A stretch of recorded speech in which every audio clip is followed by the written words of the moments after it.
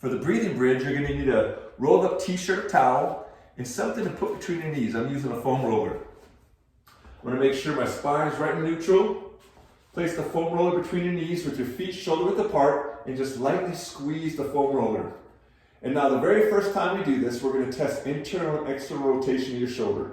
So I'm going to bring my elbow up at 90 degrees and let it just lightly fall forward. We don't have to force it. I just want to see what kind of internal rotation you have in a relaxed state. And then we'll check external rotation. I'll do the same thing with my right arm. Internal rotation, I'm a little tighter on this arm. And external rotation. And now from here, we're going to take 5 breaths. Every time we inhale, I'm going through the nose and I'm thinking about a 5 count on the way in. My lungs, my ribs are going to externally rotate. We're going to increase that infrasternal angle. Everything's going to expand. And then on my exhale, it's going to be for 7 count. My ribs are going to internally rotate. That infrasternal angle is going to decrease. So it's 5 breaths in, 7 breath out, and we're going to do a 3 count hold. So now I'm in position. The very first thing I do is I'm actually going to take the arch out of my low back. I'm going to posterior tilt my hips. Now I'm kind of contracting my transverse abdominis, and I'm going to contract my glutes as I raise my hips about 3 to 4 inches off the ground. Now remember, I don't want to arch in my back. I take that out by posterior tilting, then raise up 3 to 4 inches, and I'm going to breathe out all my oxygen for 7 seconds. Now think when I breathe out, those ribs are going to internally rotate, the infrasternal angle is going to decrease. After 7, I breathe in for 5. Remember, breathing through your nose. As I breathe in, my ribs externally rotate. Let's go 5 rounds. Breathe out for 7.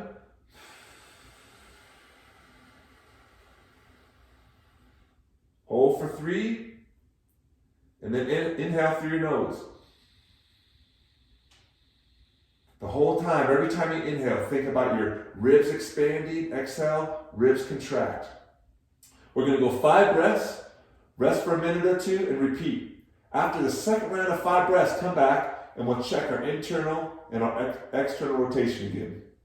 We're going to start by waking up the foot and ankle complex.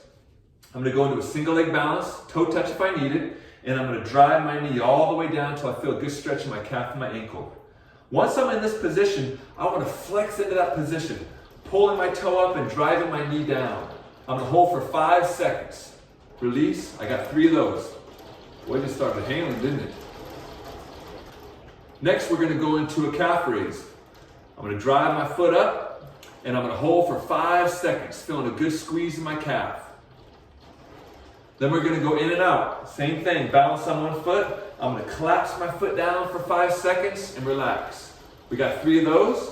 And now I'm going to drive my foot to the outside, building up my arch and driving my big toe down. It almost feels like I'm cramping in my arch right now. And we got 3 5-second holds. We'll finish off with the toes. We can do these ones together here. I'm going to pull my toes up, squeeze for 5 seconds. We got 3 rounds. And then I'm going to kind of cut my foot, drive my toes under, build up my arch, and I'm going to hold for 5 seconds. And the last one, I'm going to bring my toe back behind me, feel a big stretch in my big toe, kind of my plantar fascia, and I'm going to push my toe down into the ground for 5 seconds, and I'm going to raise it up for 5 seconds.